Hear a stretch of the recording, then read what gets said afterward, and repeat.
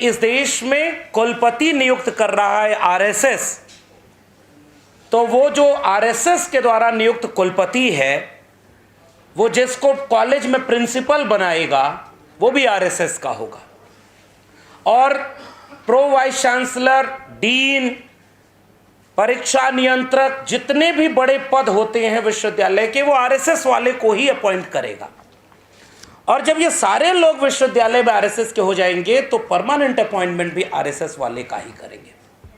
और इसीलिए शायद मैंने अपनी तो किताब लिख करके प्रोफेसर की डायरी ये बात कही कि देश भर के विश्वविद्यालय को आरएसएस ने अपने कब्जे में ले लिया है। मैं जब आज यहाँ बैठा हूँ तो आज से चंद रोज पहले की बात होगी। दिल्ली विश्वविद्यालय के एक कॉलेज है, उसमें एक लेडी शेड्यूल कास्ट पोस्ट थी, वो असिस्टेंट प्रोफेसर की, उसका अपॉइंटमेंट हुआ। 11 महीने प्रोबेशन पीरियड होता है, उसके बाद उस नौकरी को पक्का कर दिया जाता है और उसके बाद प्रिंसिपल ने उन्हें टर्मिनेट कर दिया परमानेंट करने की बजाय, ये कह करके कि आपके कुछ आर्टिकल हमें संदिग्ध लगे। मुझे अपना कॉलेज याद आया। मेरे कॉलेज का जो सबसे कूड़ा प्रोफेसर था उसने 1.5 पन्ने का आर्टिकल लिख करके अपना प्रोफेसरशिप का प्रमोशन का इंटरव्यू क्वालिफाई कर लिया। यानी जो उसके फेवर में है उसके आर्टिकल कॉपी पेस्ट है तो भी 1.5 पन्ने का आर्टिकल, रिसर्च आर्टिकल कैसे हो सकता है? और 1.5 पन्ने के आर्टिकल पर लोग प्रोफेसर बन गए। मैं जब यहां आज इस प्रेस कॉन्फ्रेंस में आ रहा था तो मैं देख रहा था कि देश में क्या हो रहा है। इस देश के जेनजी को चिंता हुई कि अगर पैसे देकर के 30 लाख 40 लाख रुपए में नीट के पेपर लीक के जरिए रास्ते अगर कोई डॉक्टर बन जाएगा तो आने वाली पीढ़ियों को खराब डॉक्टर मिलेंगे। और वो जो जेनजीज थे, जो युवा थे, वो सड़क पर उतर गए और उन्होंने कहा कि हम पेपर लीक और 30-40 लाख रुपए के रास्ते जो डॉक्टर बन रहा है, हमें खराब डॉक्टर नहीं चाहिए। मैं कह रहा हूं कि रिपोर्टर्स कलेक्टिव एक और काम करे कि दिल्ली विश्वविद्यालय का ऐसे ही अपॉइंटमेंट जो पिछले 2-3 वर्षों में तकरीबन 5000 अपॉइंटमेंट हुआ है, उसकी जांच करे तो पता चलेगा कि 30 से 40-50 लाख रुपए में वे लोग प्रोफेसर और असिस्टेंट प्रोफेसर बन गए जो अगर दोबारा बीए में एडमिशन लेने जाएं तो शायद उनको एडमिशन ना मिले, फिर भी वो आज वहां उसी जगह पे प्रोफेसर है। इस देश को इस बात की चिंता नहीं होनी चाहिए कि आपके प्रोफेसर गलत रास्ते से नौकरी परमानेंट पा रहे हैं, फिर वो क्या पढ़ाएंगे? हमने अपनी किताब में ऐसे जाने कितने किस्से लिखे कि जब एक वाइस चांसलर गुलाम होता है आरएसएस का, शांति श्री जी को तो पिछले दिनों जेएनयू में भी हम लोगों ने वहां एक प्रोटेस्ट किया था, जब उन्होंने अपने मुखार बिंदु से कितना अच्छा वाक्य बोला था कि इस देश के दलितों को तो आदत हो गई है रोने की, वो केवल रोते रहते हैं, अपनी पीड़ा ही दुख सुनाते रहते हैं। और उसके बाद भी हमने देखा कि कैसे उनके ऊपर कोई कार्रवाई नहीं हुई। अब तो यहां बैठ करके हम सुन रहे हैं कि उनके अपॉइंटमेंट के पहले ही उनके ऊपर कितने तरह के आरोप लग चुके थे। तो शायद हम उस देश में रह रहे हैं जहां अगर आप बीजेपी और आरएसएस के हैं तो आप कितने करप्ट हैं इससे तय होगा कि आपको कितनी बड़ी कुर्सी मिलेगी। और इस देश में जो दिल्ली में सबसे बड़ी कुर्सियों पर बैठे हैं उससे भी पता चलता है वाइस चांसलर कैसे हैं। मैं उत्तर प्रदेश से आता हूं और मैंने प्रोफेसर की डायरी जो लिखी है उसमें बहुत सारे ऐसे किस्से लिखे। जेएनयू में हमारे एक सीनियर थे, वो आके किस्सा सुनाए कि उनके अपॉइंटमेंट के बाद विद्यार्थियों ने मना कर दिया कि हम इनकी क्लास नहीं लेंगे, इनको तो कुछ आता जाता ही नहीं। मेरे अपने कॉलेज के, जब मैं वहाँ जाकिर हुसैन कॉलेज में पढ़ाया करता था, हमारे अपने डिपार्टमेंट के एक व्यक्ति के खिलाफ विद्यार्थी आकर के प्रोटेस्ट करने लगे स्टाफ रूम में कि इस टीचर से हम नहीं पढ़ेंगे, आप बदल दीजिए। और वो प्रिंसिपल का चहेता था। आज मैं देखता हूं तो वो डीयू का डीन बना हुआ है। जिसका क्लास विद्यार्थी लेना नहीं चाहते उसको और बड़ी बड़ी कुर्सी मिल रही है। अब आप नए भारत में प्रवेश कर चुके हैं। भारत गलती से भी विश्व गुरु न बन जाए, इसलिए बीजेपी और आरएसएस ने क्या किया, विश्व गुरु का नारा लगा दिया। और ताकि इस नारे के बाद भारत कभी विश्व गुरु नहीं बन सकता, क्योंकि आपने देश भर के विश्वविद्यालय बर्बाद कर दिए। अब मैं जिस जगह से आता हूं वहां की कहानी सुनिए। अभी जब हम यहां बैठे हैं, आप गूगल करिएगा, जितने मीडिया के लोग हैं इसके बहाने, आप गूगल करके देखिए ऑक्सफोर्ड ऑफ द ईस्ट, जिस विश्वविद्यालय को कहा जाता था इलाहाबाद विश्वविद्यालय, आज वहां क्या हो रहा है पता है? वहां के विद्यार्थी तकरीबन 2 हफ्ते से इस बात के लिए अनशन पर बैठे थे कि आपने 400 गुना फीस बढ़ा दी, 6000 पूरी टोटल सीट हर कोर्स के मिला करके आपने घटा दी, फीस बढ़ा दी और आपने पूरे विश्वविद्यालय को आरएसएस का अड्डा बना दिया है। और आज जब वो प्रोटेस्ट कर रहे थे उनके ऊपर पुलिस का लाठीचार्ज हुआ है, कई घायल हुए हैं और कुलपति उनसे बात नहीं कर रहे। ये देश के ऑक्सफोर्ड ऑफ द ईस्ट है। दूसरा विश्वविद्यालय है गोरखपुर विश्वविद्यालय, जहां से उत्तर प्रदेश के मुख्यमंत्री भी आते हैं। इसकी 2 कहानी बता रहा हूं, तब आपको पता चलेगा केवल जेएनयू ही आरएसएस का गुलाम नहीं बना है, देश का हर कैंपस आरएसएस का गुलाम बन चुका है। खुद बीजेपी के द्वारा नियुक्त राज्यपाल गोरखपुर विश्वविद्यालय में एक कार्यक्रम में जाती हैं और वो क्या आरोप लगाती हैं कि विश्वविद्यालय में जो मेस चल नहीं रहा, हॉस्टल में कोई फंक्शन है नहीं उस तरह से, वो बाहर से टिफिन आती है और टिफिन में नशीली वनस्पति भी सप्लाई हो रही है। कहां? विश्वविद्यालय के भीतर।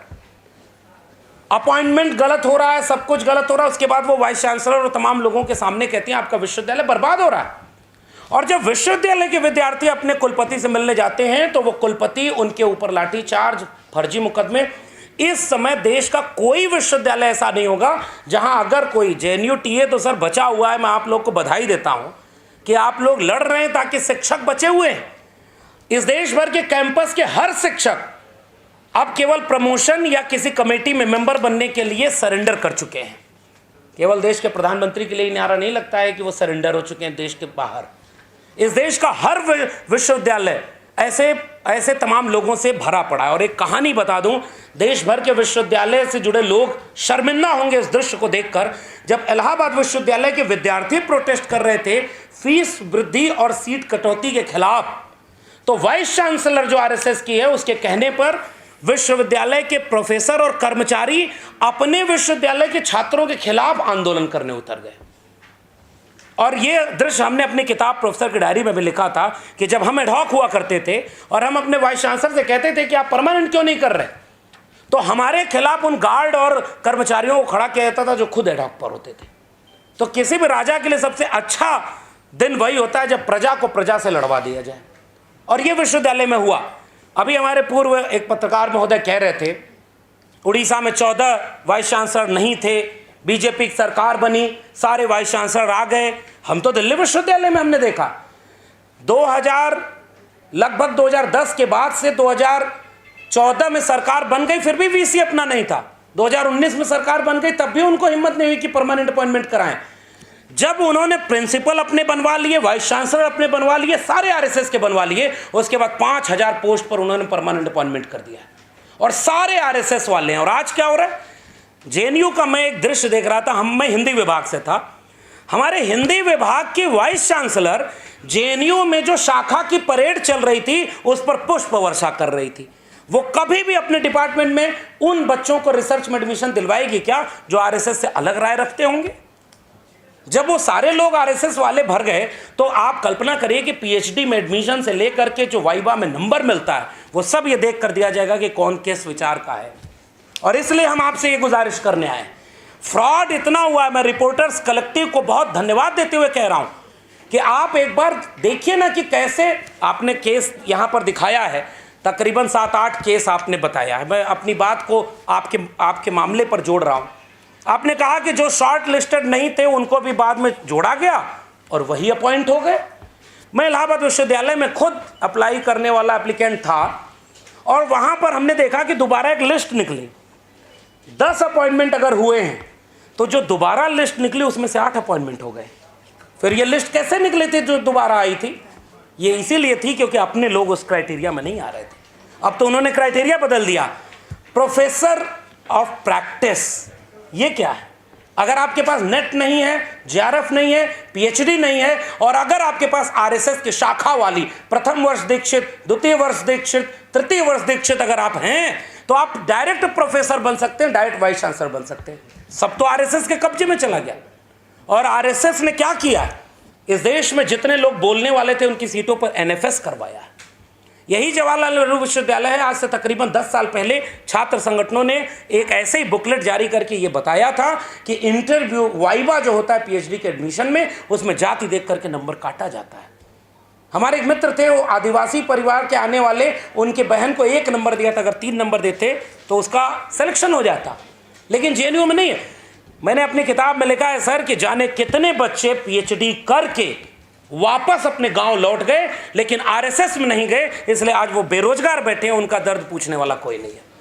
आपने इस देश के विश्वविद्यालयों को यहां पहुंचा दिया, अवसाद में ग्रसित हैं। मेरे विश्वविद्यालय का एक नौजवान प्रोफेसर सुसाइड कर लेता है, तब हमने देखा कि वो सुसाइड किस बात के लिए किया, क्योंकि मेरिट के नाम पर कल तक जिन लोगों ने मंडल आंदोलन का विरोध किया था, मेरिट के नाम पर जिन लोगों ने आरक्षण का विरोध किया, वो 40 लाख रुपए देकर के अपॉइंटमेंट हो रहा है, इसका एक भी बार विरोध नहीं करते। एनएफएस होता है एससी एसटी ओबीसी पोस्ट पर, इसका विरोध नहीं करते। मैं इसलिए बधाई देता हूं रिपोर्टर्स कलेक्टिव और जेएनयू टीए का, जेएनयू एसयू का, कि आप वो आखिरी लड़ाई लड़ रहे हैं। हमारे पूर्व के वक्ताओं ने कहा कि आपने शुरुआत कर दी है, मैं कह रहा हूं नहीं साहब, आप आखिर में लड़ रहे हैं। अगर आप जीते तो विश्वविद्यालय बचेंगे, आप नहीं जीते तो इस देश में अब कोई विश्वविद्यालय पब्लिक फंडेड नहीं बचेगा। बचेगा तो केवल गलगोटिया यूनिवर्सिटी बचेगा, जो चीन का रोबोट अपने यहाँ का बना के बेचेगा, और अगली बार देखिएगा पद्मश्री उसके वाइस चांसलर को मिल जाएगा। जो जितना बड़ा इस देश में मेरिट की हत्या करेगा वो उतना ही आगे जाएगा। इसीलिए कह रहा हूं प्रोफेसर ऑफ प्रैक्टिस क्या है, को जो प्रैक्टिस से प्रोफेसर हो, और प्रैक्टिस से तो बहुत लोग बहुत कुछ हो सकते हैं, लेकिन उनको नहीं बनाया सकता। एपीआई स्कोर की बात करते हैं, एपीआई अभी कलेक्टिव ने जो अपनी रिपोर्ट जारी की, उसमें भी उन्होंने बताया कि कई लोग ऐसे अपॉइंट हुए हैं जिनके नंबर नहीं, अब रिसर्च वाला नहीं है, फिर भी उसको 8 साल का टीचिंग एक्सपीरियंस दे दिया।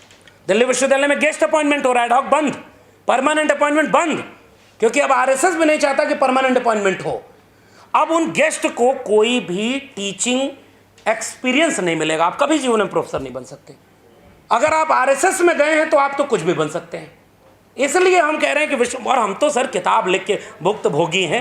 14 साल जिस विश्वविद्यालय में पढ़ाया, मेरा एपीआई स्कोर 100 आउट ऑफ 196 था।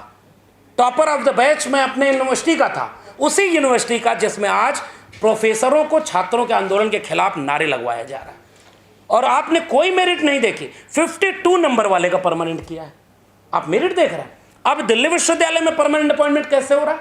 2 दिन का वो चल रहा है इंटरव्यू, एक दिन आपसे एस्से लिखवाया जाएगा, 45 मिनट में आप एस्से राइटिंग करिए, और उसके बाद अगले दिन प्रेजेंटेशन करिए, 15 से 20 मिनट आपको मिलेंगे प्रेजेंटेशन के। जिस विश्वविद्यालय में पीएचडी में एडमिशन इस बात पे हो रहा है कि इंडिया जैसे भारत सही है कि नहीं, हिंदुस्तान नाम होना चाहिए कि नहीं, इस पर तुम रिसर्च करो, उसका परमानेंट नौकरी ये करने देंगे। हमने कबीर और उस पर काम किया था, आपने कहा कि आप तो वैसे ही कॉमरेड लग रहे हैं, आपकी क्या नौकरी लगेगी? फिर आप किस बात के लिए एपीआई बनाते हैं? रिसर्च, ये रिपोर्टर्स कलेक्टिव ने तो कम काम किया है। ये तो मैं इसलिए कह रहा हूँ कि आप जब मीडिया पूरी दरबारी बनी है तब आप कम से कम काम कराए, लेकिन मैं कह रहा हूँ इस मीडिया घराने को इतनी ताकत मिले कि देश भर के विश्वविद्यालय की जांच करे, इससे ज़्यादा खराब नतीजे उस रिपोर्ट में मिलेंगे। और इसीलिए मैं जाके कह रहा हूँ, इन्होंने यहाँ पर कहा, अभी हमारे सांसद लोग आए थे और कहे कि बिना संसद में बातचीत किए बिल पास हो रहा है। दिल्ली विश्वविद्यालय में बिना बातचीत किए सिलेबस पास हो रहा था, किसी ने नहीं देखा, हम लोग उसके खिलाफ भी बोल रहे थे, इसीलिए नौकरी नहीं मिली। 5 मिनट में पूरे ग्रेजुएशन के, पहले 6 सेमेस्टर होते थे, अब 8 सेमेस्टर हैं, 8 सेमेस्टर का सिलेबस 5 मिनट में पास हो गया, क्योंकि वो आरएसएस से बन के आया हुआ है। और अभी तो नारा आज लग रहा था, बस मैं खत्म कर रहा हूं, नारा लग रहा था सर ना कि बाल नरेंद्र। हमारे घर से गांव वालों ने पूछा कि बाल नरेंद्र क्या है, हमने कहा 6वीं क्लास के बच्चों के लिए किताब बनी हुई है बाल नरेंद्र। नई शिक्षा नीति जब आई थी तो कोविड की आड़ में, आपदा में, अवसर में आई थी, पार्लियामेंट से पास नहीं हुई थी, और इसलिए मैं कह रहा हूं कि 5-5 मिनट में सिलेबस जो बदला गया है उसको कम्युनल बना दिया गया। पूरी शिक्षा व्यवस्था कम्युनल बन गई, और आरएसएस को पता था बीजेपी चुनाव हार जाएगी, कोई बात नहीं, लेकिन एकेडमिक इंस्टीट्यूशन पर मेरे लोग अगर बैठे रहेंगे तो एक प्रोफेसर आरएसएस का बन गया तो 30 साल तक रहेगा और 30 बैच को पढ़ाएगा। आरएसएस कभी मरेगा नहीं, इसलिए आरएसएस ने पूरे विश्वविद्यालयों को कब्जे में ले लिया। इसीलिए मैं जाते जाते एक बात कह के खत्म कर रहा हूं, उनके पास इतिहासकार नहीं थे, इसलिए उन्होंने इतिहास का ही कबाड़ा कर दिया। उनके पास वैज्ञानिक नहीं थे, इसलिए वैज्ञानिक सोच को भी उन्होंने ख़त्म कर दिया। आप सर इसमें कलेक्टिव इस पर भी जांच करें। मध्य प्रदेश में एक यूनिवर्सिटी के लिए 300 करोड़ के आसपास तक फंड सैंक्शन हुआ। गोबर और गौमूत्र में कैसे कैंसर रोकने की बीमारी के कुछ पदार्थ मिलते हैं, और जब उसकी जांच आई 32 करोड़ सैंक्शन हुआ था, उसमें 90% केवल गोबर और गौमूत्र खरीदने में खर्च हो गया और उनके घूमने में खर्च हो गया। देश भर के विश्वविद्यालय में केवल आरएसएस के कार्यक्रम हो रहे हैं, और जो बच्चे आरएसएस के कार्यक्रम में नहीं जा रहे हैं उनको अटेंडेंस नहीं मिल रही है, उनका पीएचडी सबमिशन नहीं हो रहा है। आप विश्वविद्यालयों को बचा ही नहीं सकते। पूरी तरह से ये विश्वविद्यालय बर्बाद हो चुके हैं, और जो आरएसएस का नहीं होगा वो वहां पर नहीं जा सकता। इसीलिए जब उनके पास वैज्ञानिक नहीं थे तो उन्होंने वैज्ञानिक सोच को ही खत्म किया। उनके पास बुद्धिजीवी अपने नहीं थे कि जो उनसे वो पुरानी चीज़ों को काउंटर करते, तो उन्होंने बुद्धिजीवियों को ही अपमानित करने के लिए अर्बन नक्सल गाली बना दी।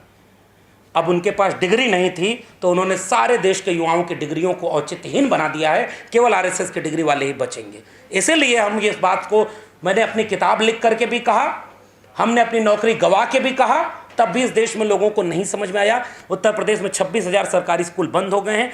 डीयू जेएनयू 500 से 800 करोड़ रुपए लोन पर चल रहा है, और लोन को चुकाना है। इसलिए सब क्लस्टर इनोवेशन सेंटर में यूट्यूब पर लेक्चर चलेगा, विद्यार्थी घर बैठकर पढ़ेगा और उसको घर बैठे डिग्री मिल जाएगी। विश्वविद्यालय यहाँ तक पहुँच गए। इसलिए मैं आखिरी लड़ाई लड़ने वाले उन रिपोर्टर्स कलेक्टिव को और जेएनयू को ये सलाम कहता हूँ कि आप जीतेंगे तो विश्वविद्यालय बचेगा, वरना ये लोग केवल एक विश्वविद्यालय नहीं बर्बाद कर रहे, आने वाली पीढ़ियां मानसिक रूप से गुलाम पैदा होंगी। इसलिए इन्होंने विश्वविद्यालयों को अपने कब्जे में ले लिया है। जब भी हमें ये एहसास होने लगता है कि देश भर के विश्वविद्यालय और उसमें पढ़ाने वाले शिक्षक, खासकर प्रोफेसर्स, या तो पूरी तरह सरकार के गुलाम हो चुके हैं या ऋण विहीन हो चुके हैं, अचानक कोई जेएनयू टीए खड़ा होकर कहता है कि नहीं, अभी भी लड़ने वाले कुछ लोग हैं। इस प्रेस कॉन्फ्रेंस के बहाने जो लड़ाई जेएनयू टीए और पूरा जेएनयू लड़ रहा है, मैं उसके साथ अपनी सहमति दर्ज कराने के लिए यहाँ मौजूद हूँ।